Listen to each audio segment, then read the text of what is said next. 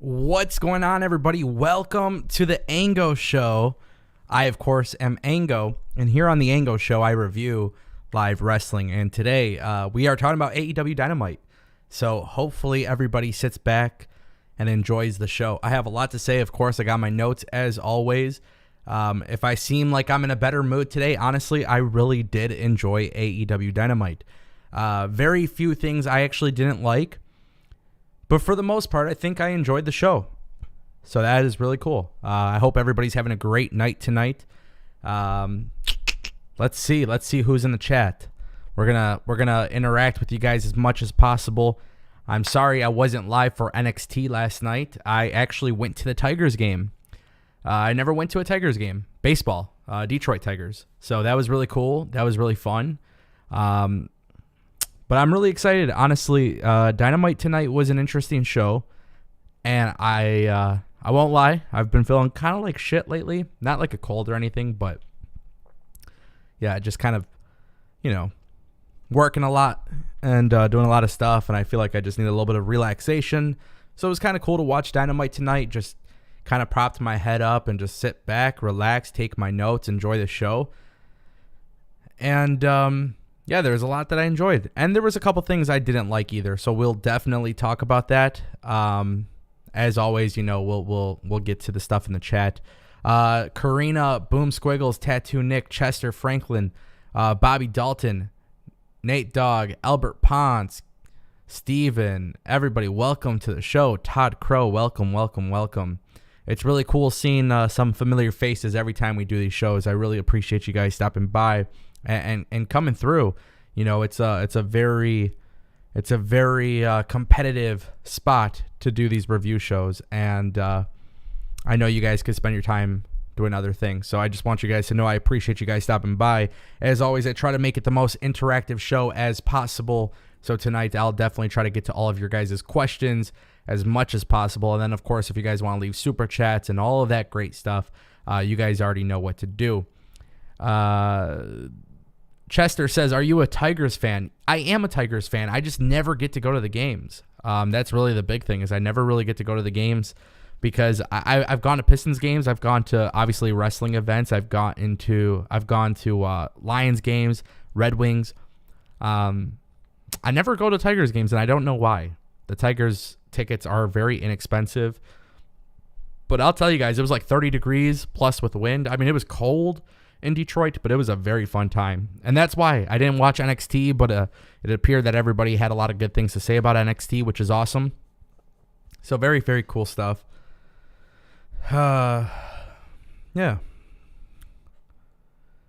Jay Grant says, wife and I guess that's when you use the backdrop. Is the bed made? Yeah, the bed is made. Honestly, I've just been using the backdrop. So I've actually had some questions on this. It's not about having the bed made or the room clean or this and that. I can't speak too much on it right now. There's a lot of things that are going to be happening on the Ango show. and contractually I can't talk about it.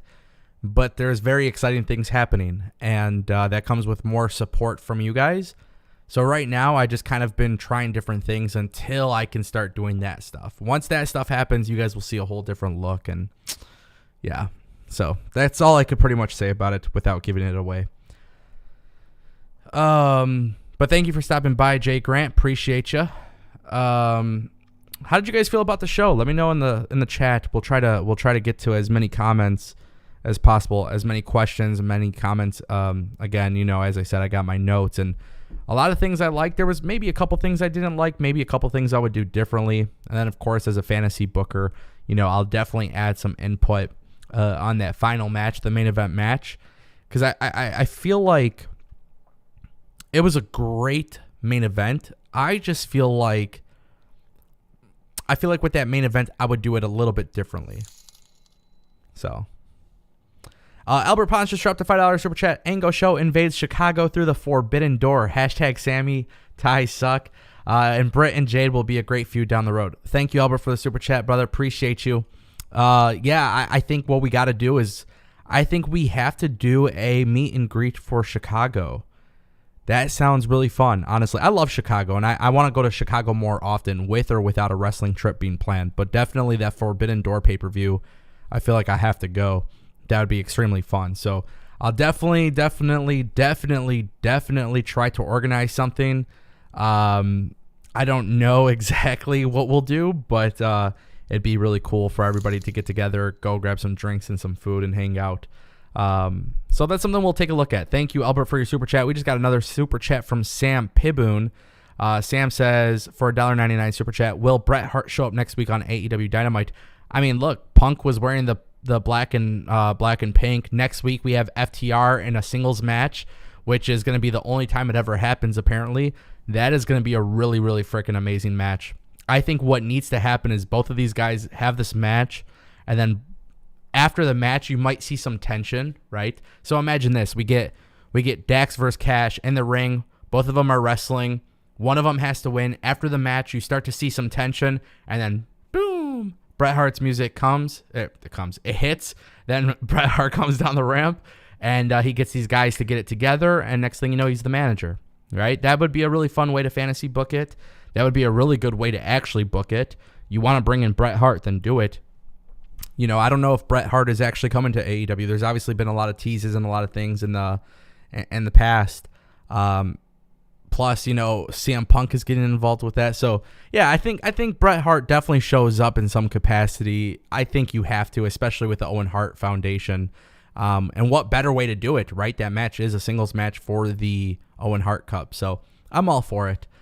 Thank you, Sam. Thank you, Albert, for your super chats. Appreciate you guys. Thank you. Looking at the chat, we just got another super chat for $2 from John Taylor. Thank you, John Taylor. I appreciate that. Yeah, I mean, as far as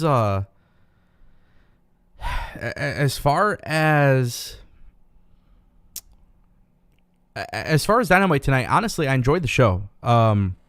We had a really good opening. We had a really good opening with CM Punk and Dustin Rhodes, and I wasn't really shocked. But yeah, we'll get into that in a second. John Taylor did leave a super chat comment, but unfortunately it didn't show. Nonetheless, John Taylor says, I like the show. The BCC is starting to rule AEW. Hated the Ty and Sammy promo and the Halos over the Tigers. Whoa. I agreed with everything but the last part. Thank you, John, for your super chat. I really do appreciate it. And we will definitely talk in depth about Blackpool Combat Club, because I definitely believe Blackpool Combat Club is an exciting thing. So if you guys haven't clicked the thumbs up button on the stream, I would greatly appreciate that. It definitely helps out when you guys do that. So thank you in advance. But yeah, let's talk about Dustin Rhodes, and let's talk about Dustin Rhodes and CM Punk. So first of all, this was a great way to open up the show. And again, this match serves its purpose as CM Punk is starting to have more competitors on a weekly basis. And I actually like the idea of it being Dustin and Punk, because to me, this very well seems like a WWE type of match. This type of storytelling that you would expect from a major match in WWE, which is why I actually love this match so much. It was a really, really nice match. It wasn't overly crazy with the spots, but also at the same time, too, they were really doing a good job storytelling inside the ring. And that, to me, is the most important part. I honestly love this match. It was a really good opener. And then the way that they end this match was beautiful, because then you have Hangman Page. You have Hangman Page who walks out and goes face-to-face with Punk. So that, to me, says that that's going to be the headliner for Double or Nothing. We just got a super chat from Bean Uno. What's up, homie? For $2, Bean Uno says, stay real, Ango. Appreciate you, homie. Bean Uno, I appreciate you too, brother. Thank you so much for your super chat. Thank you for stopping by. If you're sticking with me, we got a lot to talk about. But yeah, I really do think that the Hangman Page and the CM Punk is a very interesting idea. And I don't know if it's a good idea or a bad idea, because I don't know if it's going to be babyface versus babyface, if one or the other will turn heel. I feel like this is a match that should be saved for Double or Nothing. And maybe it is, But I do believe at this point, truth be told, it's cool to see them go face-to-face already. They don't necessarily have to rush it either, but them going face-to-face, eye-to-eye, it just gets you excited. And it felt like a big deal for Hangman Page to be there with CM Punk, and I feel like that's something that's kind of been missing for Hangman Page. So I really, really like that. I was really impressed by the setup there, and I like the idea of them, as Punk is exiting to the ramp or whatever, that's when Hangman Page arrives. It's not like some sort of run-in or something like that. It just felt authentic. It felt organic. It didn't feel forced. It's inevitable. CM Punk's got to hold that World Championship belt, and yes, there's other people on the roster I would love to see them hold the belt before him, but this guy probably doesn't have too many years. Honestly, I think that's pretty evident, and I hope we get that Punk championship reign, and hopefully he drops it to MJF, right? We just got another super chat from Albert Pons for $5. Wardlow versus Archer will be good. First real challenge for Wardlow. And is Smart Mark slowly taking over AEW? He's starting to represent more wrestlers. Albert, thank you for your super chat, brother. Yeah, honestly, Wardlow and Archer, this whole segment was awesome, right? You get the segment where MJF thinks money will solve everything. He's backstage with Alex Marvez. He's offering a lot of cash to Jake the Snake, who, by the way, is really awesome with these promos. These guys get it. You know what I mean? It's not that I'm excited about Archer versus Wardlow because of the wrestling component. Obviously, it's a big challenge for Wardlow, which is exactly what he needs. But what I really liked about this in particular, and something that I think a lot of people need to look at, is it goes to show you how good two guys cutting promos can really sell a match, right? So when you have MJF and Jake the Snake, Jake Roberts, baby, they're trading blows. They're talking on, they're cutting their promos. I love it. I love it. And I feel like that's exactly what gets me more excited, because I think it's predictable, right? And again, I've been saying this. I said predictability is not always a bad thing, but if you look at it from a perspective of Wardlow and Archer, more than likely Wardlow's going to get through this challenge, which is fine, because again, there's things to keep you excited. And that is obviously the idea of Wardlow eventually getting to MJF, right? So that's where I really feel comfortable about the storyline. But again, I'm only excited. Look, Wardlow and Archer, they might have a good match. I'm not saying they're going to have a bad match. They might have a good match. But when you look at AEW, when you look at AEW and what they've done with their match types and a lot of the spot fest that happens, it's like it's a crazy circus sometimes. Archer and Wardlow will be a very far thing from that, and that's why I love, because it's going to be just two big guys going at it, and I think they're really going to kill it. But again, I think Jake Roberts absolutely dominated that backstage segment. Also, yes, in regards to Smart Mark Sterling slowly taking over, I love it. I love the idea of him just being around and running the show.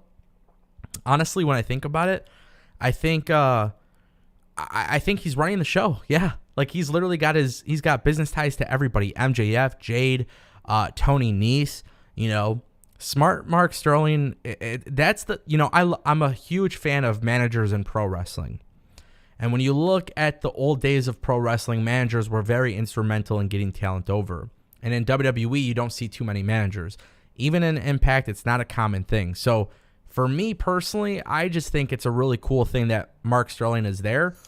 And if I remember correctly, I feel like he's a wrestler too. Like if I remember correctly, he was a wrestler. But it just goes to show you that this is the role that was meant for him, and he does a great job with it, honestly.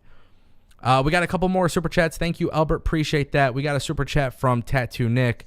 Tattoo Nick says, I almost don't want to watch this since I haven't seen the show tonight. Tattoo Nick, I totally get it, brother. If you've missed the show, I totally understand why you might not be able to watch the review. So first and foremost, thank you for your super chat. I do greatly appreciate that.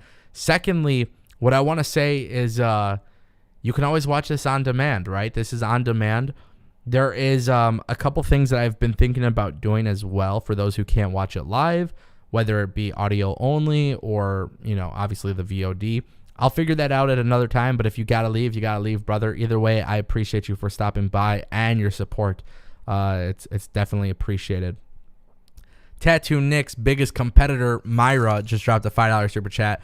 The Wardlow storyline keeps getting better, and I 1,000% agree. A common trend that I have been mentioning a lot in my live shows is that I feel like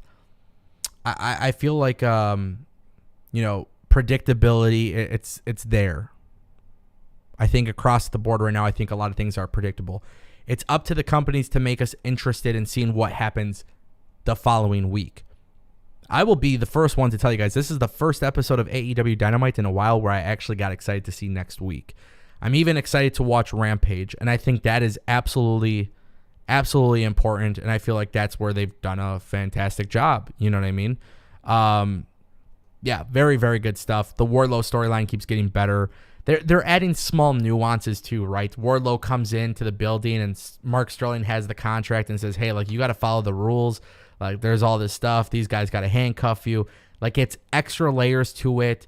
Before, it was the flyers of him not being allowed there. Like, a lot of cool stuff have happened in the storyline, and it's the small things that make it better. So I 100% agree with you. And now, again, even though it's predictable, I just simply can't wait to see it because they're doing a good job storytelling with it. So yeah, definitely one of the strong points of tonight's show is the Wardlow stuff. And then also the fact that Wardlow is going at it in the ring, with legitimate competitors. He's not going against these little jabronis. I mean, he's going against the Butcher, and he's going now against Lance Archer. So who's after Lance Archer, right? It's only going to get bigger and better as time goes on. I feel like AEW has a lot of potential with Wardlow. I hope they never get lost with him. I hope they stay as consistent as possible with that. But again, thank you, Myra, Nick, Tattoo Nick, and of course, Albert Pons. Thank you guys for your super chats. I appreciate you guys. For some reason, you guys keep breaking my super chat goal. It's absolutely insane. I don't even know where we're at this point, but I can't even fix it. We're at 25.98 despite of what it's showing. But yes, thank you guys. After the Dustin and Punk match, guys, we got the BCC versus Brock Anderson, Moriarty, Dante Martin. A couple small things I want to mention. Yuta's new ring attire is absolutely what was needed. I know we were talking about it in the Discord server about AEW. And, when are these guys going to start coming out together? Because tonight, Wheeler Yuta was accompanied by William Regal, which is the right decision. It adds to it. I think we've gotten to a point. I think we've gotten to a point with BCC. Once they start adding new members, they need to start being branded together with the Tron and the entrances and everything. That's the only thing that's really missing from them. But until they actually have a full group, which I think they're going to be adding at some point, until they have that, they got to keep doing what they're doing. Now, with that being said, too, I also want to mention with this match, Anderson, Moriarty, and Dante Martin all had some really good moments, which is why matches like this are important. I have no problem saying that Blackpool Combat Club is one of my favorite parts of AEW television. I have genuinely enjoyed it, and I thoroughly enjoy seeing what is next. Like, I am the most intrigued because when I first started watching AEW in the very, very beginning, you saw the young talent get in the ring with the veterans, and you saw a lot of that star-making performances. And I feel like along the way, especially in the last few weeks, it hasn't necessarily been like that. Tonight, it started to feel like AEW was getting back on track, which is why it's so incredibly important to me as a fan that they keep doing this. So I don't know what's going to happen next week for, Blackpool Combat Club, but I hope we start to see it continue to grow and continue to get better. And I think within time, as it does get better, it will be the hottest act for AEW, and that is what intrigues me. We did get another super chat from Albert Ponce for $5. Albert says, Myra with a drive-by super chat, LOL, gone in 60 seconds. All hail Queen Myra. Oh, man. Albert Ponce, thank you for your super chat, brother. You guys are so funny with this stuff. You guys all go back and forth. It's entertainment at this point. Thank you all for your super chats. We got another super chat from Real Take Wrestling. I know it's 3v3, but I really want to see BCC versus Undisputed Era in Blood and Guts. I think I think we're looking at the Undisputed Elite, which has been confirmed. It's the new thing. It's the Young Bucks, Adam Cole, and Red Dragon. I think we're going to see 2 more members and Blackpool Combat Club, and I think Lee Moriarty is the next to join after tonight, and I think maybe Dante Martin. I don't know. But after tonight, it definitely looked like there was a huge emphasis, definitely a huge emphasis on Lee Moriarty. He had some great moments, and I think this could be a way of having him join the group. At that point, you could do 5v5, and I definitely agree, Real Take Wrestling. We got to have you back on the channel at some point very soon as well, because you are absolutely killing it on YouTube. You have some great stuff. So thank you for your super chat, brother. I appreciate it. Yes, I am clean shaved. By the way, spoiler alert, I am just going to cut my hair. I know I said I was going to grow it out. I know I said I was going to do all this stuff, but man, I'm going to grow out the beard and cut my hair. So in a couple days, you guys will see I'm going to have a fresh haircut. And anyways, back to the wrestling. Thank you, Real Take Wrestling, for your super chat. I appreciate you, brother. Thank you so much. Guys, really, really good stuff here with that Undisputed Elite backstage promo. It's been confirmed they are the official group of the Undisputed Elite. Obviously, the Elite Undisputed Era coming together. Just a really good backstage promo.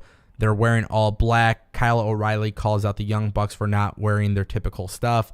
They weren't wearing the expensive shoes. I mean, all these guys were dressed in black. I think that's done. I think that was intentional. I'm excited to see what happens. I've said before on the show, I said previously, I was like, guys, I'm not too much of a fan of what they're doing here. And it's not because they're bad. I just didn't really care for it. But yeah, I mean, it's one of those things. It's one of those things where I feel like, again, AEW tonight is getting back on track. And that's why I enjoy this episode. And again, I'm now more excited than ever to see what actually happens with Undisputed Elite. Kyle O'Reilly acknowledging that these guys are losers. Like, these guys aren't winning. Again, I just feel like overall this was a much bigger improvement, especially for their storyline in particular, because they haven't really been exciting me lately. And I know I've definitely cut into it a lot, and I know a lot of people, they've seen me talk about AEW and they're like, bro, you're so negative. But at the end of the day, like, if I don't call it out, nobody else will. That's how I feel. I'm sure other people will, but I feel like, with me and my platform that I have, like, I have to be real about my opinions. In previous weeks, AEW did nothing for me to get excited about the future of their show. Tonight, I was watching AEW Dynamite, and I was like, damn, dude. Like, now I can't wait until Rampage. Now I can't wait until next week's Dynamite. Now I can't wait to see what actually happens with the Undisputed Elite. Now I can't wait to see what happens with all of these other things. And I think AEW did a good job of that tonight. We got the massive announcement. If you guys missed my video, I apologize. I'm not going to rehash everything I said in the video. But long story short, Tony Khan comes out with the president of NJPW. The announcement is the Super Show. This was obviously leaked days before. Not that I'm not mad about the announcement. I knew what the announcement was. Obviously, we had covered it on the channel. I just don't think they needed to do the announcement on TV. Personally speaking, I think Tony Khan is just a really interesting thing, and he's very passionate about what he does, and he does put on a good show. But I think sometimes they've gotten to the point where they're teasing massive announcement. And yes, I think when you look at the total, if there's a circle right here, if you go within that circle, there's a circle this small. This is a terrible analogy, but there's a circle this small within this big circle, right? And in this small circle, is the group of people that think this is a massive announcement.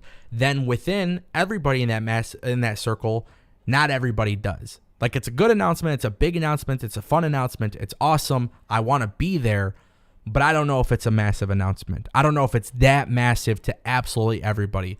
I don't know if this is an announcement that absolutely changes the game for AEW. What it does do, it allows AEW to bring amazing dream matches to the table, and it allows them to put out some amazing content. But this is not a massive announcement to me for the grand spectrum of AEW. And again, I'm not mad about it. I'm not upset about it. It's what I expected, but I am going to point that out. It's a massive announcement to a very small select group of AEW and New Japan fans. Now, with that being said, it is still an awesome announcement, and it's an announcement that I am excited about because I obviously would like to go there and watch it. But it would have been nice to see maybe the streaming deal, ROH TV deal, things like that. Not a lot of mention of ROH tonight, if any. So just kind of keep that in mind, guys. But yes, we did get the massive announcement thing. It probably took a little too long on television too. That's maybe another complaint. But again, you can see Tony Khan's passion about it. He's excited, which is obviously great. You like that from a leader. We got another super chat from Web Surfer Guy for $5. RIP to Ango's facial hair. So it's funny because Bean Uno said in the chat too. He said, "Bro, don't cut the hair." Dude, okay, listen, really quick. I'm gonna keep going with the show, but I shaved the facial hair, and it grows back relatively fast, right? So like within a couple days, I'll be Gucci. It'll be fine. I just haven't seen myself without facial hair in like a long time, and I was like, damn, I wonder what it would be like. So I just started trimming it down, and then as I trimmed it down, I was like, okay, this looks really bad. So if it looks bad, then what do? You just completely shave it, right? So I decided to shave it a couple days ago, and yeah, Saturday I have my barber appointment. I'm gonna just cut my hair, honestly. I think this summer I'm gonna go back for the buzz cut. I was pulling off the buzz cut pretty fresh. So this summer, look, the long hair is cool. I enjoyed it, but now right now specifically, I got a lot of big things I want to do on this YouTube channel, and I want to make sure I look like the freshest dude covering AEW. I don't know. I don't know. I don't really have like a plan for it, but I definitely will cut it, and we'll see what it looks like. I guess come through on the channel, guys. You know I provide daily videos, so you guys will see when I cut it. You'll see what it looks like, and then you guys could determine if it's a good or bad idea. If you go back like 8 months ago, I challenge you guys to do this. Go back like 8 or 9 months ago, and then go back 12 months ago, and then go back years ago, where you can see how different I've looked each time. It's crazy. It is absolutely crazy. It's one of the best parts about having a YouTube channel, because you can see how much you've evolved. So definitely check that out if you guys want. But yes, thank you, Web Surfer Guy, for your $5 super chat. I appreciate you guys. You guys broke the super chat goal. We are currently at $40.97, just a little bit less than halfway to goal. With that being said, let's continue moving. After the massive announcement, we get Kyle O'Reilly, who defeats Jungle Boy. I don't really want to talk about this. Not that it was bad, not that it was good. And it's not that it was bad, it's not that it was good. I think what's actually happened here is that I just don't know how I feel about these guys being in singles matches, you know what I mean? Because they're a tag team. It would have been cool to see a tag team match or something. Again, I'm not complaining about it. It was a good match. It was fun. Nothing really to it.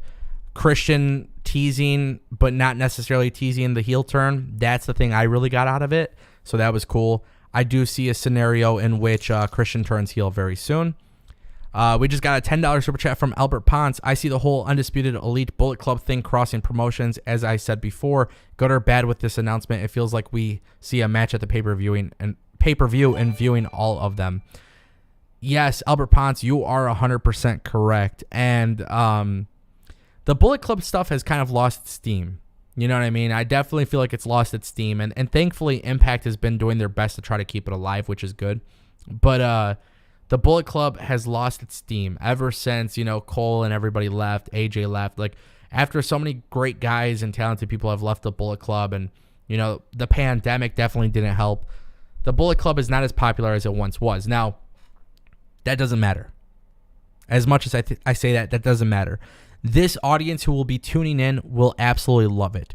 Now, the Undisputed Elite Bullet Club thing is going to be really great. And I think when you also factor in, because a lot of people don't realize this, but when you factor in what Impact has done with Bullet Club and GOD, I think there is something really cool that can happen between all of these people. So I 100% am looking forward to that. I think the best course of action for this pay-per-view to be successful is to start an invasion angle. I really do believe that. And I believe it has to happen because, look, let's just be honest, okay? Let's be truthful about this. New Japan Pro Wrestling is not drawing high viewership in the United States of America. Okay? They have a partnership. It's great. But what we need to do is build some really great storylines. And I think if you do the storylines, I think if you do the storylines the correct way, you have them back and forth. I know this is going to be a dream card. It's obvious. But build some stories to get us there. Get me excited by building stories to get there. Whether that means Okada invading AEW Dynamite or Bryan Danielson going to NJPW Strong or something, whatever it may be. I want to see some sort of cross promotion. It's going to be fun. I'm excited about it. Thank you, Albert, for your super chat. We got a $5 super chat from Myra. I think the feedback was constructive criticism, and it finally landed with AEW. Always room for improvement. Yes, Albert, gone and back in 60 seconds. Eye emoji. Yeah, so the thing for me, right, and this is how I feel, because again, I don't know if Tony Khan watches my videos. I don't know if people, I don't know if they watch YouTube videos. I don't know if they watch What Culture and all these other channels, right? Cultaholic. There's a lot of YouTube channels talking about wrestling. I know Cody Rhodes specifically mentions how he stays in tune with a lot of what the media say and the personalities and stuff. He's very familiar with what people do when it comes to talking about wrestling. I have never ever, and of course people are going to say that I want AEW to die or WWE to die, but I don't criticize for the sake of seeing these companies die. I just give my own perspective. That is it. That is all it is. Whether I am right or wrong, that's for you guys and for everybody who's watching to observe and decide on their own, not for me. I'm just going to give my opinion. That's it. So I try to be as constructive as possible. That's why when you guys hear me talk negatively or positively, I try to explain why.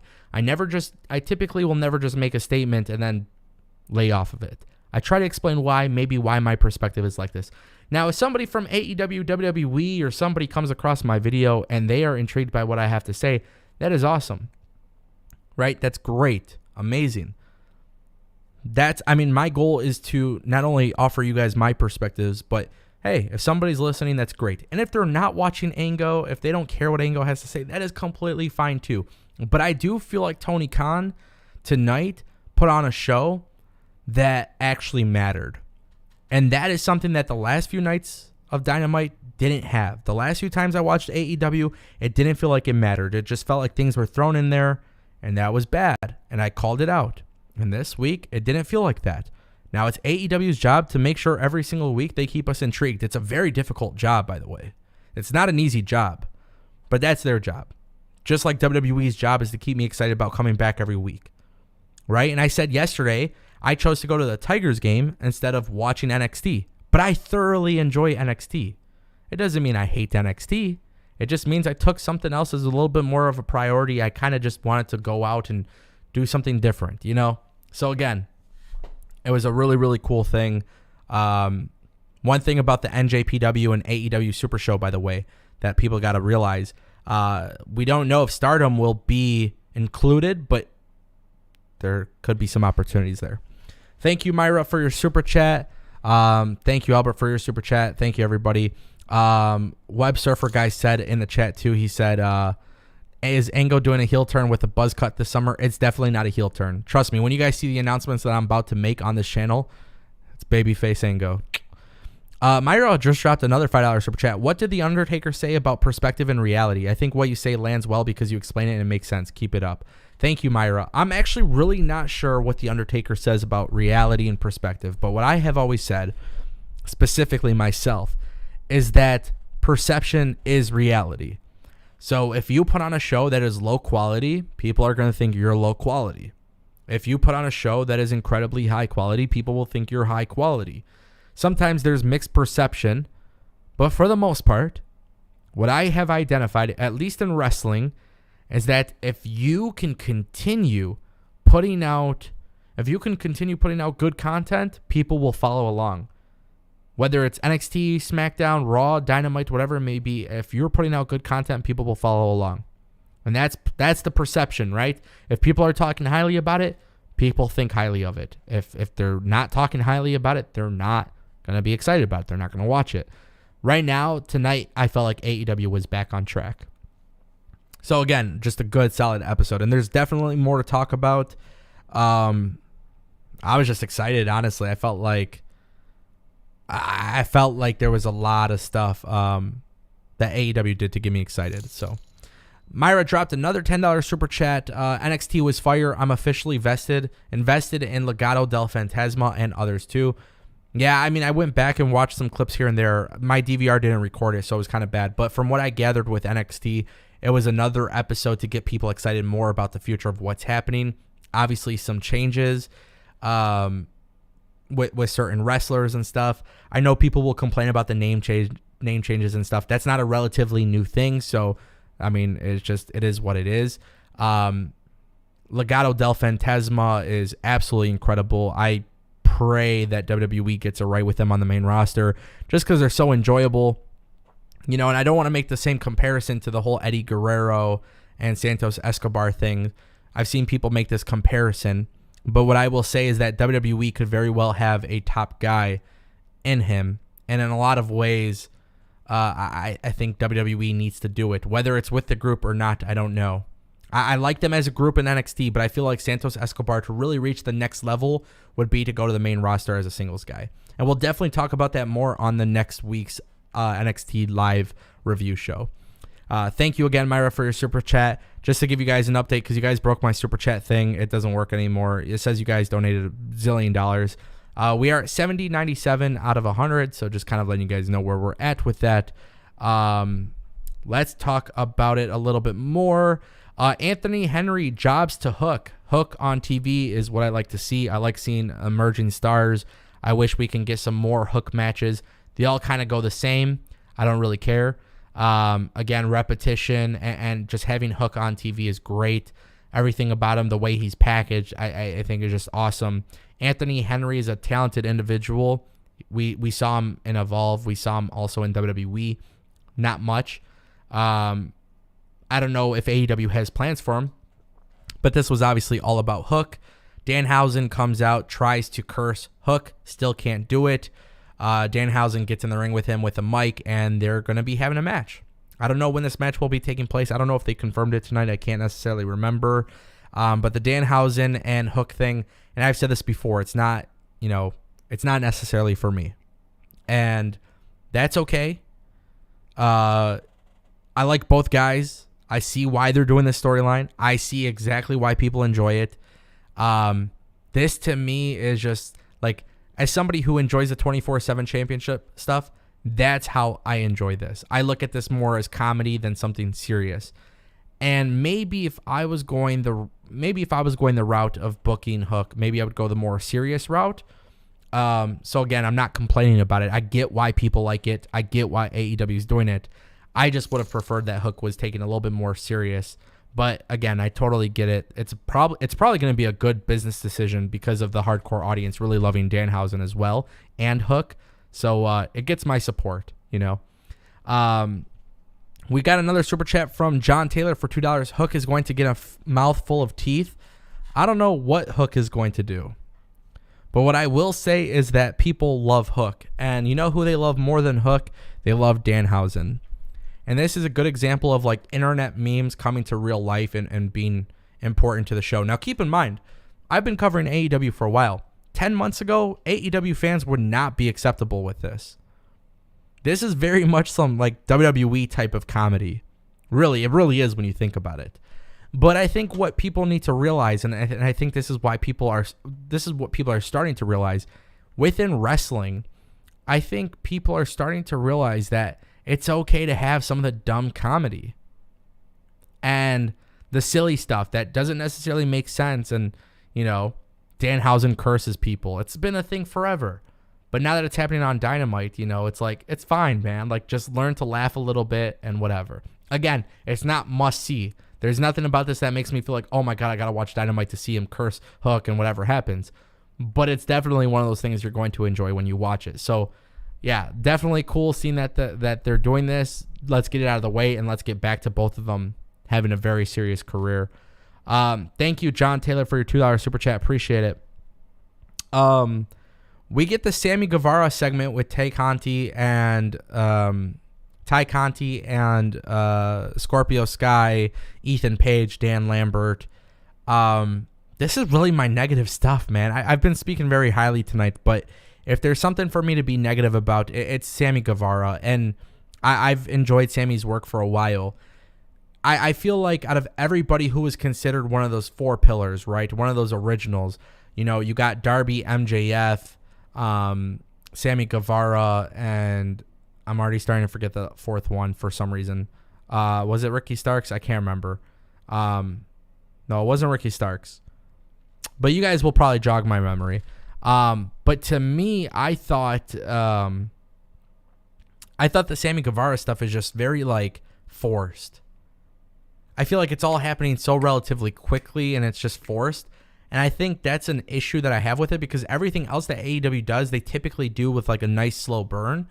And that's not necessarily happened here with Sammy Guevara. So for me personally, I just didn't care for the segment. That's really the only negative I really had about tonight. It just doesn't work for me. It doesn't work for me. And what sucks too is we have the backstage segment before that with Kazarian and Scorpio Sky, and to me it's okay, are we going to get a reunion? But there's no evidence of that actually happening yet. And I feel like, Ethan Page is cutting such a great promo. He's doing amazing stuff. This guy has it. He's got it.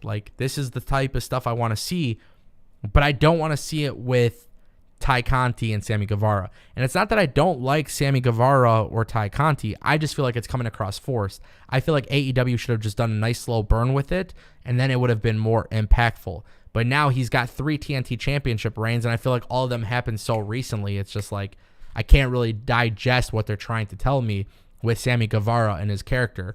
And something that AEW has done so greatly is building towards big changes for these wrestlers in a slow burn. So the fact that hasn't happened necessarily with Sammy Guevara is just kind of I don't know if I care for it.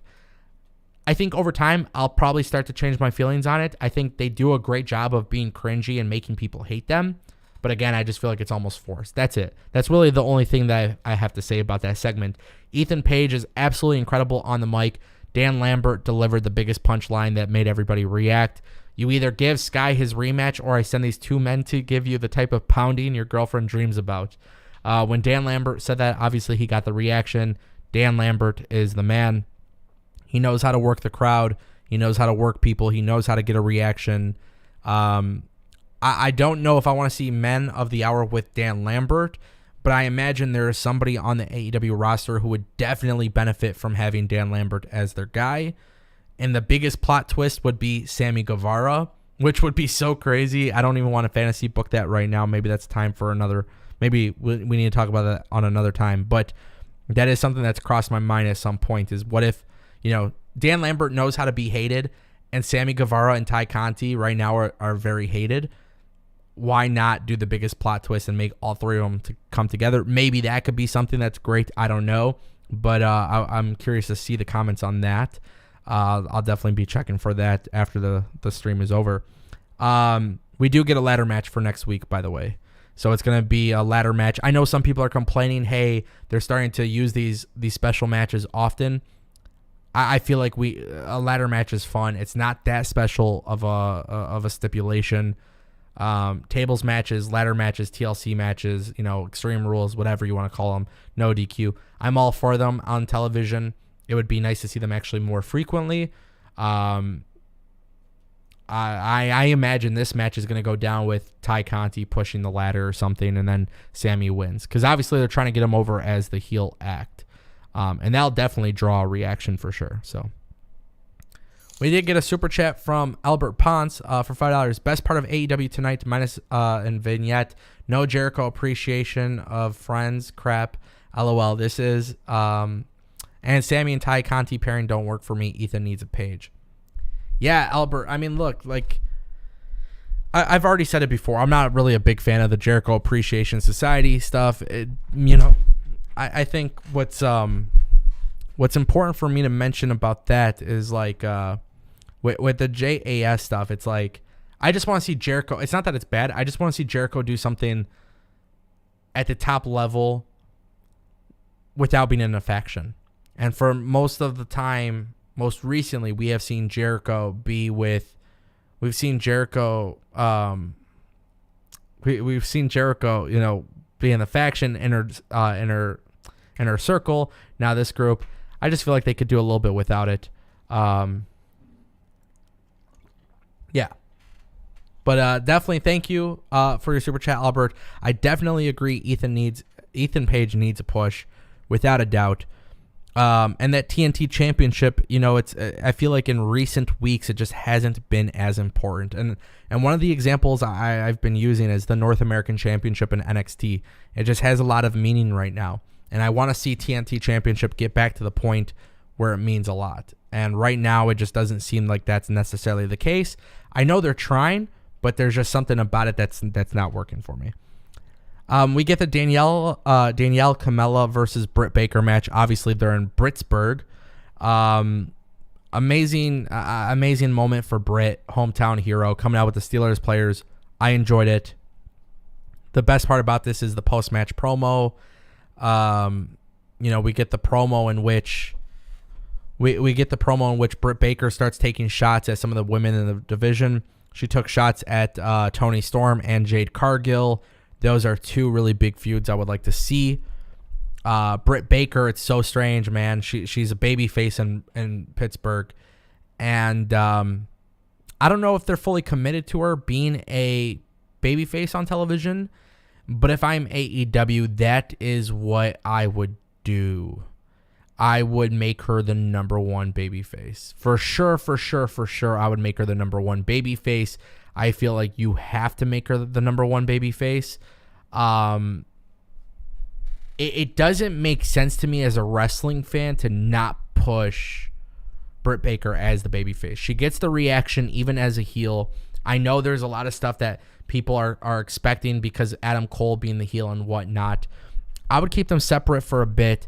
Maybe even show some issues backstage to give it a sense of realism because they have two different personality types, one being babyface, one being heel. But Britt Baker being a babyface is what makes the most sense to me. Britt Baker versus Toni Storm is going to be pretty damn incredible. Britt Baker, it's still the slow burn, right? They've planted the seeds before about Jamie Hayter and Britt Baker. I feel like some of that might come back soon. But I also think Britt Baker and Jade Cargill is going to be massive. But I don't want Jade Cargill to lose to Britt Baker. That's not something I'm interested in. I feel like they've done a great job with Jade. And you want to establish her as one of the top stars. Her beating Britt Baker could be massive. That's what I would do. That's if I was booking it, I would make sure Britt is the number one babyface. Jade is the number one heel. Have Jade actually beat Britt Baker, and then you could start doing some more storytelling there, because now you're starting to build your division, right? You got Jamie Hayter, who could also be a heel. Toni Storm could also be a babyface or a heel. You can go either route. Britt Baker dropped that line too about but about Toni Storm potentially, hey, you can leave this company too if you want, or something like that, which again, just great like sense of realism. Britt Baker knows how to work the crowd. She knows how to cut these promos. She knows how to embrace her role. It was great to see her in Pittsburgh. Great to see the reaction. I think they need to give her a babyface push, make her the number one babyface. And if you're AEW, I just can't see how you don't do that. She is definitely the most over. Look, here's the thing. Britt Baker is one of the most over talent in AEW, regardless of gender, regardless of male or female. She's one of the most over acts, which is awesome. So take advantage of that. Strike it while the iron is hot. Right now, she doesn't have the championship. I would use that as a way to add more layers to her being a babyface. And I think you could do a great stuff with Jade, Toni Storm, and Jamie Hayter. You know, Britt Baker splitting from Jamie Hayter leaves Jamie Hayter as a heel. Britt Baker being a babyface. What about Rebel? You know, there's a lot there that you can do if you're AEW.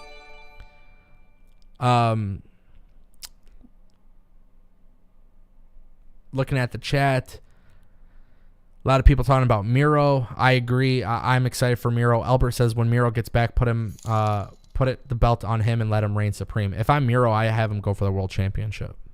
I know that's a crazy thought, but I'll elaborate that on that next week. We got another super chat from Myra. I can see Britt Baker as a babyface. Hate her as a heel, but can see myself loving her as a babyface. Ugh, yes, I'm a mark and I embrace it. No, I mean, you're obviously putting it in quotations, right? You hate her, but that's her job as a heel. She's supposed to be that character that gets you to react, and I think that's why she does a great job. You know, I think a lot of people forget that, like, in wrestling, it's all about a reaction at the end of the day. And sometimes Britt Baker gives you a reaction that makes you hate her, but I think she kind of gives you the reaction where you start thinking internally that, like, dude, I respect this, right? Because she's the bad girl. Like, she's not nice. But you start to respect it because, well, first of all, if you've been watching AEW, you've seen her evolve, right? But for those who really watch the product, even when she does the cheap things to get the pop, to get the babyface reaction, she follows it up immediately with something to put everybody down. And again, it's just a work of art. She does a great job with it. And that's why I think even having Britt being a babyface and then losing to Jade not only really puts over Jade, but then you start telling a different story with Britt Baker, which is something they haven't done yet. And that's where I think they have a lot of potential with her. And Myra, we're all marks. If we love wrestling, we're all marks. We all got to embrace it. At the end of the day, there's nothing more beautiful than being a wrestling fan. So thank you, Myra, for your super chat. Appreciate it so much. Guys, I really, really, really wanted to talk about this main event. I have an unpopular opinion. A lot of people hate the ending. I've seen the people in the chat. I've seen people in Discord. I've seen people on Twitter. They hate that Andrade has lost to Darby. And I don't want to say this because I'm a fan of Darby Allin and I'm not a fan of Andrade. I don't want people to think that. I am a fan of Andrade. But I think Andrade's demise is not because... I think his demise is because he's affiliated with a group that's like... They're not really winners, right? Perception is reality. This group is nothing special. They don't get the same treatment that these other groups get. And I think what ends up happening is that we all want to see Andrade booked better. I agree with that. But in order to get there, you can't just randomly start booking a guy to be great. You got to have layers to it. You got to do things on a weekly basis that make people hooked.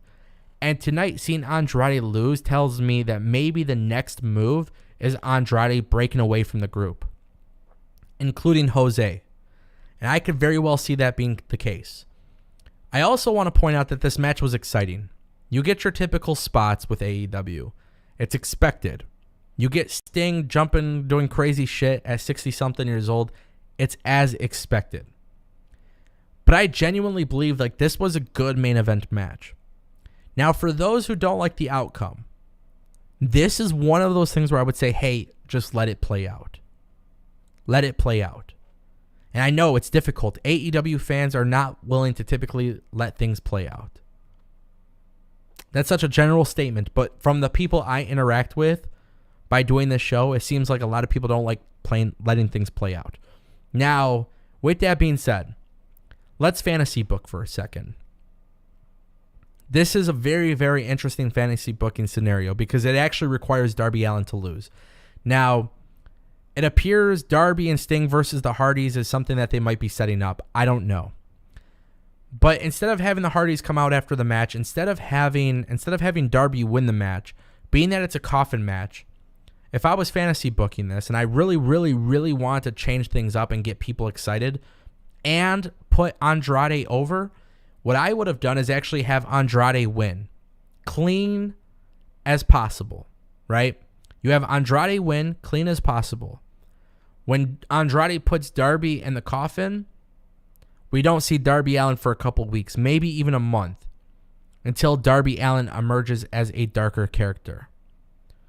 Darby Allin is going to be a fan favorite, but he's not holding the championship belt right now. Aside from working with Sting as a tag team, they're really not doing anything that screams importance. They're not. It's just another storyline on the show, and that's it.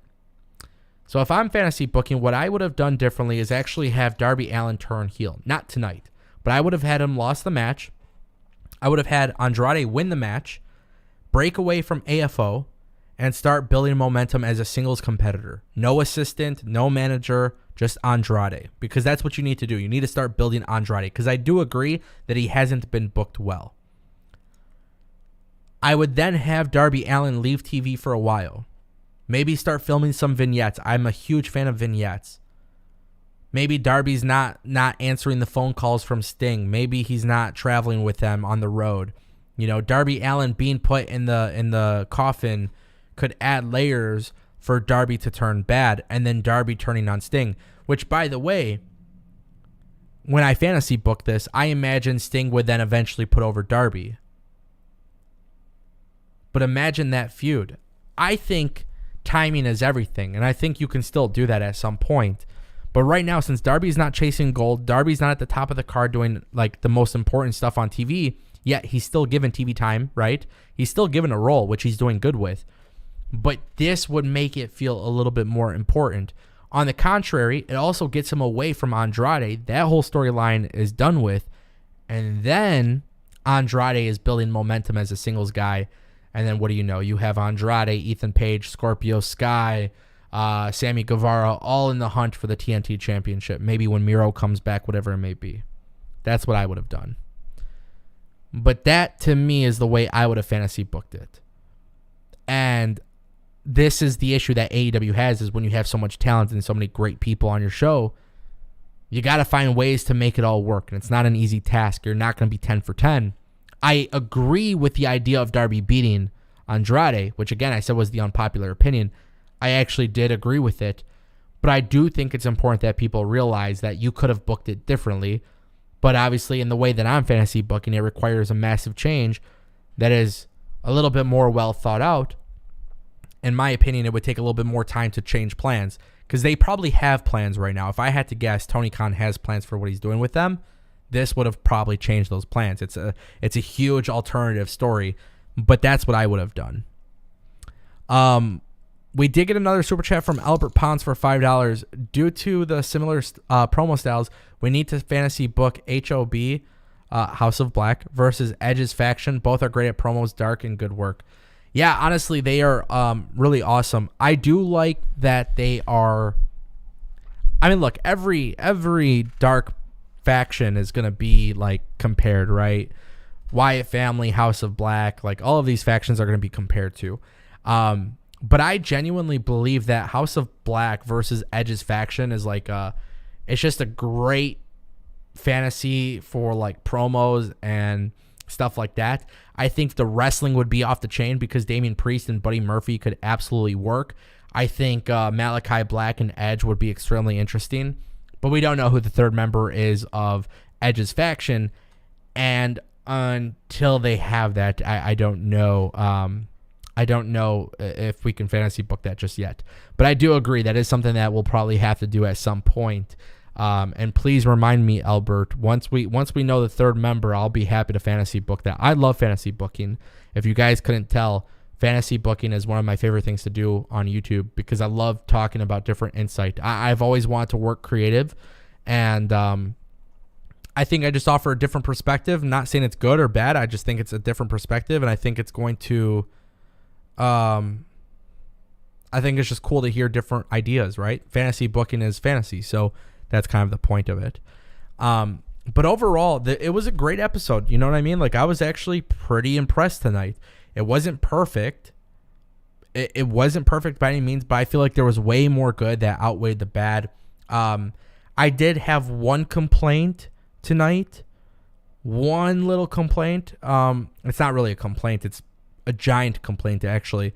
Satnam Singh, being this new talent that's debuted, this is one of my concerns about AEW, so I do want to mention it. Satnam Singh debuted last week. Yes, we saw some continuity on Rampage. I think a lot of people don't have long attention spans, and perception is reality. So when you already see that he's like not on TV doing stuff, I feel like a lot of people aren't going to think of it as a priority or importance. If there's one sort of thing I would have liked to see differently, is just maybe a vignette or something for Satnam Singh. That would have been the thing I would have preferred, because you're trying to hype him up in this big deal as a big deal. In order for you to do that, you got to put him on my TV every week. I know there's a whole story with ROH and Samoa Joe and Satnam Singh, so maybe in this case it would have been more appropriate to do a vignette. But that was my biggest complaint, is no follow through with that, and I wish AEW did do that, but they didn't. And that's for something that maybe if there's some sort of criticism I have, they can do better with that. That's how I see it, at least. Yeah, overall a good show. Taking a look at the chat. By the way, Albert, thank you again for your super chat. I don't know if I thanked you, but I do appreciate it, brother.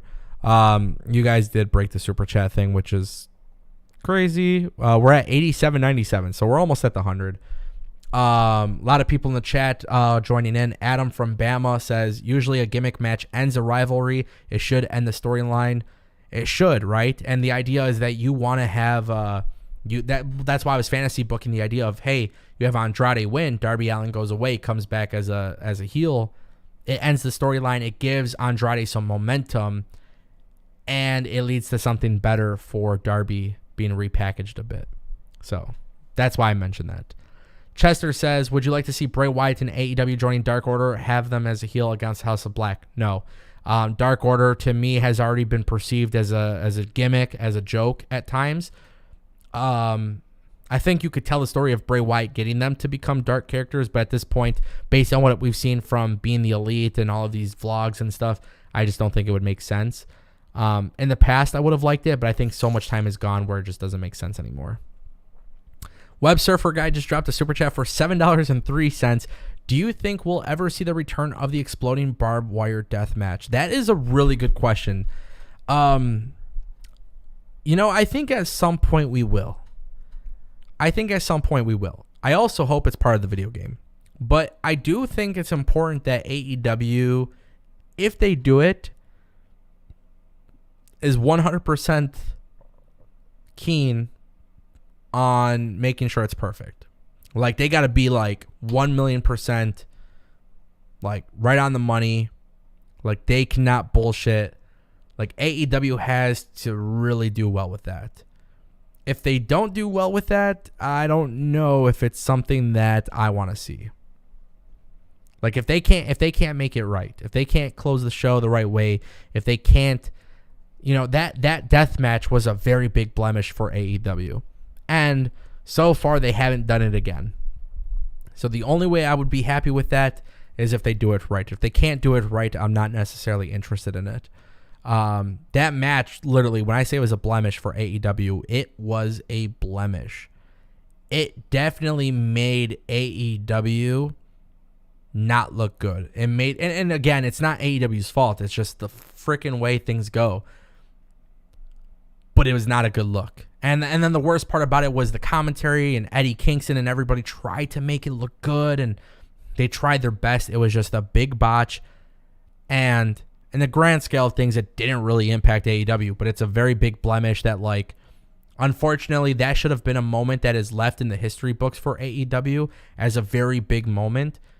And the way it ended, I don't think you're ever going to really see that being used in, like, video packages and vignettes or anything like that. And that's where I think there's a little bit of an issue. You know what I mean? Thank you again, Web Surfer Guy, for your super chat. I appreciate you. Negla K is now in the chat. He says that match got a lot of hate. It absolutely did. The match was awesome too. Like, the funny thing is, like, the match was awesome, and nobody will talk about how good that match is because of the finale with the explosion. And again, it's bad circumstances. Everybody tried their best to make it work under the situation, and they just couldn't. And I think everybody trying to make it work actually made it worse. And, it's something I wish AEW would attempt again, but I don't think you can attempt that again unless you know for a fact it's going to go off the right way. And I don't know if you can, I don't know if you can. That was a weird situation, man. I don't know. Like, at this point, if they do another one, like, that's going to obviously be a sour subject. People are going to talk about that, which is the worst part.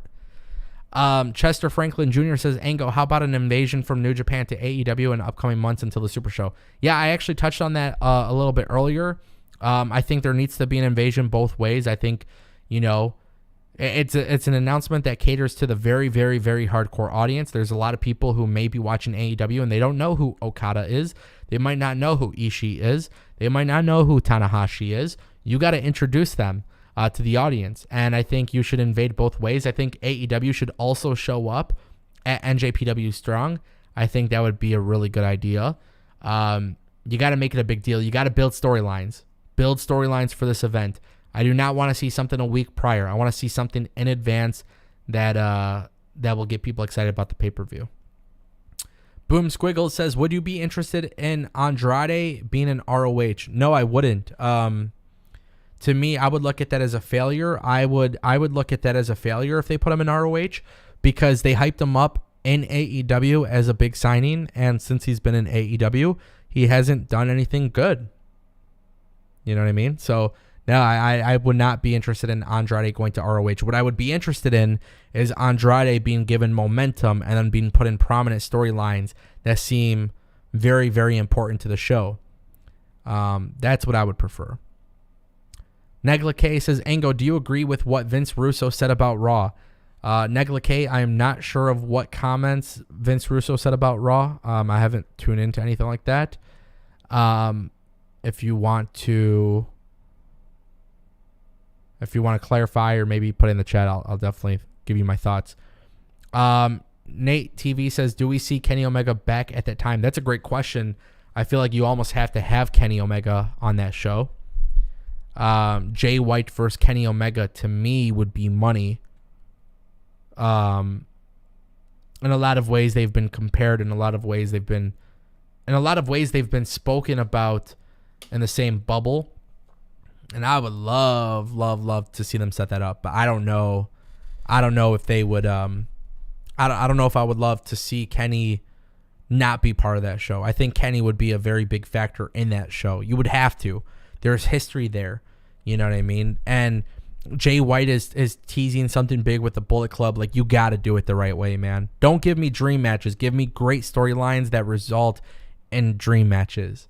So there's substance to it. Give me substance. Make me want it. I already want it because it's going to be a great match. I know that. But make me want it from a storyline perspective. It's television. If these guys cannot speak English, by the way, because I've seen this get brought up, like, oh, well, it's going to be very hard to do an invasion angle because a lot of these guys can't really speak good English. That's phony. That's bullshit. Wrestling is a universal art, bro. There's something about wrestling. It doesn't matter if you can speak English or not. You can tell a story multiple ways. You can have translators. You can do a lot of great things. I watch UFC and I watch fighters in the UFC cut post-match promos in their language and then have somebody translate it. So as far as the language barriers, to me, this is supposed to be an important show, and I want to feel it, and that's the way to do it. Myra says, Ango is speaking facts. Myra, Ango appreciates you and agrees with you. Albert Pont says, what doesn't Russo say about Raw? Bro is always heated. Negla K says, he said that Raw hasn't been good since he's been head writer. Yeah, I think Vince Russo wants to work for WWE. I don't know what. Look, everybody is entitled to their own opinion. I've been covering wrestling on a weekly basis for a very, very, very long time. I'm not saying my opinion is right or wrong. What I'm saying is my opinion is my opinion. People can go back and watch when I couldn't watch Raw. Raw is definitely a lot more watchable now, and at times could be very entertaining. I'm not saying it's perfect, but it's definitely improved. It's definitely improved, for sure. And you know what? Vince Russo could say what he wants. He has a different experience than me, obviously. He worked in wrestling within these companies. But I think for what WWE is today and the way that their product works, this is definitely not the worst it's been. Definitely not the worst. Definitely not the worst. So, you know, in the last 2-3 months, I can say there's been more good episodes of Raw than bad episodes. Before that, I would say almost all of them were bad episodes. So that's why I'm very firm on that. Boom Squiggle says, Ango, can you name an AEW talent you see that is very likely to return like Cody Rhodes? I mean, I think any of them could. I think FTR can. I think Malachi Black. I think anybody can. You know, wrestling fans are so interested in picking sides, right? Oh, it's one versus the other. But the way I look at it with wrestling is circumstances have to make sense. Now, the circumstances for a guy like Andrade will be different from us as a YouTuber or a viewer. If you are Andrade, for example, and WWE says, hey, we'll give you $3 million or $4 million. We'll give you millions of dollars. We're going to give you TV time. We're going to put you in important storylines. We're going to give you a little bit more freedom. This is our roadmap with you. This is what you should expect when you're with us. You know, it would be hard to say no. I think it would be hard to say no. Now, do I think WWE should bring back Andrade? Not unless they have concrete plans. Also, you know, one thing to keep in mind, because I keep saying perception is reality. People are forgetting this. How AEW has booked Andrade doesn't really make Andrade seem important. You know what I mean? They haven't really made Andrade seem important. So if I'm WWE, would I want Andrade for millions and millions of dollars? No. You know what I mean? WWE, when somebody leaves WWE and then comes back, WWE wants to see that they've been booked differently. They want to see them in a way that makes them scream the utmost importance. That's why Cody Rhodes is having such a good run in WWE, because in AEW, he was propped up the right way. When he left WWE and went to Impact, GFW, and ROH and all those things, New Japan, like when we saw Cody outside of WWE, like, I don't know, to me, it was just like, okay, you have to bring him back and keep him the same way. So, Darren says the Briscoes versus FTR2 in AEW. I don't think that's likely. I mean, you never know now that there's new executives, but I don't think that's likely at all.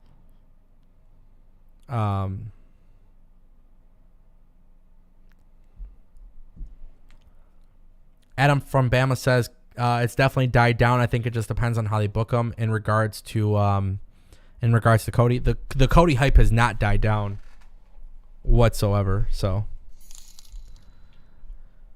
Web Surfer Guy just dropped a $5 super chat, which actually brings us to our goal. Thanks for a great post Dynamite show. Keep up the great work. Thank you, Web Surfer Guy. I appreciate it so much. Thank you for everybody bringing us to goal today. I definitely appreciate it. We have reached our goal, and that is definitely appreciated. I will keep trying my best. The best thing to do, I'm definitely looking at doing these shows more often. I do have a couple massive announcements that I will be making soon. When Tony Khan says he has a massive announcement, that's a little bit different than me. I don't hype up announcements, but I will say this. I have a massive announcement that I'll be making. It is a really massive announcement, and when I make it, it will be incredible.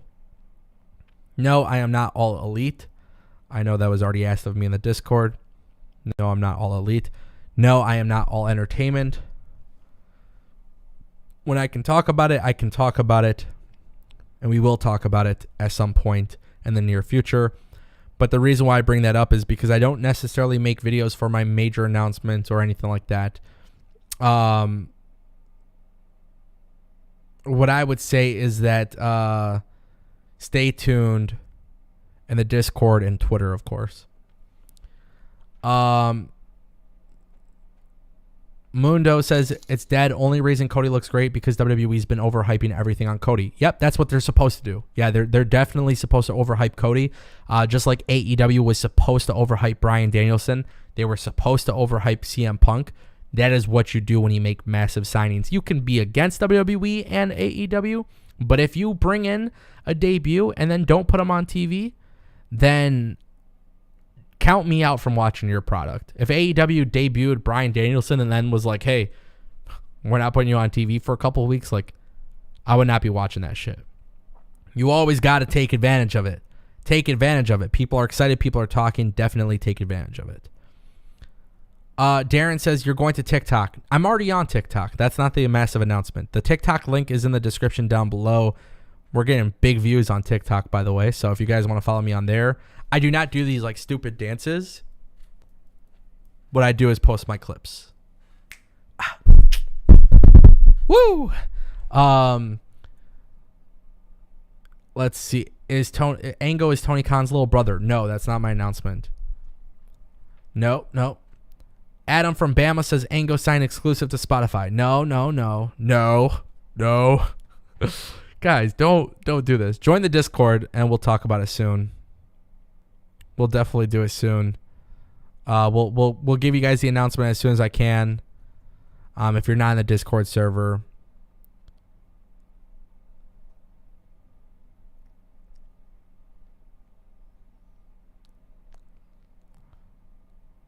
Boom Squiggle says you're 6 uploaded videos away from 1K videos. Yeah, that's crazy. I lost count. Thank God YouTube does it for me. Thank you guys. Thank you to all the new viewers. Adam from Bama. Thank you for stopping by too. I appreciate you as a new time visitor. Web Surfer guy says, is Ango a sports entertainer? Guys, no, I did not sign to any of these companies. It's not like that. But it is a massive announcement, and when I can make it, I'll make it. I can't sit here and speculate. We got a couple small little details we're ironing out, but it's a good one. It's a good announcement, and I'm excited about that. Chester Franklin Jr. says, this is my first post-Dynamite show. Keep up the good work. Brother, I feel like I've seen you in my streams. Or was it for WWE? Maybe it's for WWE. Is Ango Cody Rhodes' new manager? No. All right, you guys are just speculating some crazy stuff now. Negla K, when's your birthday, brother? When's your birthday? I don't know when anybody's birthday is. Al says Ango after his new haircut will look like Mr. Met. Who's Mr. Met? The announcement is you're growing the mustache back. You guys are crazy. What an announcement.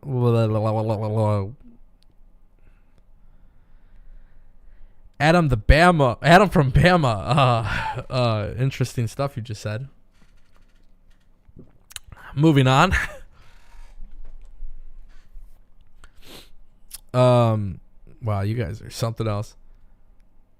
Negla K's birthday is Saturday, April 23rd. Brother, I may or may not have a live show that day, but if I do not, I do hope you have a good birthday. My birthday is May 13th. I hope you guys all write it down and don't forget. No, I'm kidding. But no, seriously, man, have a happy birthday. Definitely have a good birthday. I'll be at GCW Saturday night in Detroit, so that'll be really cool. Dragon Den says, Ango, you have seen Cody live. Is he over as a face? Yeah, he's got the loudest reaction I've ever seen. I was at AEW when Bryan Danielson and Cole debuted. Cody was getting massive pops in Detroit. Boom Squiggle says, you became a house owner is my legit guess. Nope. Darren says, you're leaving YouTube for XM. I am not leaving YouTube.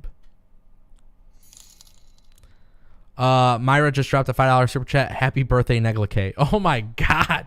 You just dropped a super chat? Oh my God. Just to say happy birthday. You're a real one.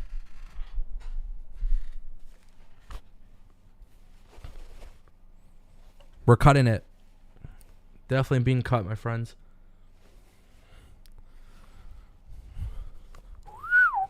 Thank you, Myra, for your super chat. Appreciate it.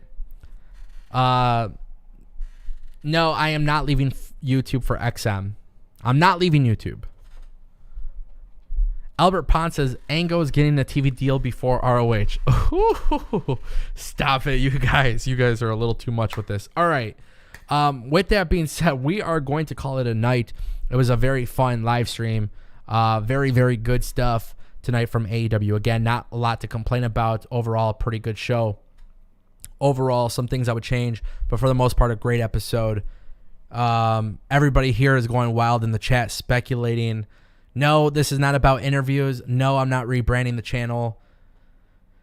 Guys, when I say it's a massive announcement, it's not going to be something so silly and so small like that. It's going to be massive.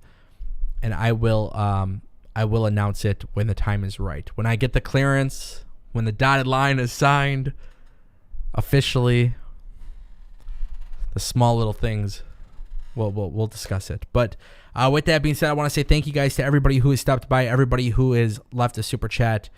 You know, it's really important that you guys just know how much I appreciate you all. And thank you for stopping by, especially if you're new here. And I'll see you guys next time. Make sure you guys are subscribed, all that good stuff. And yeah, thanks for stopping by.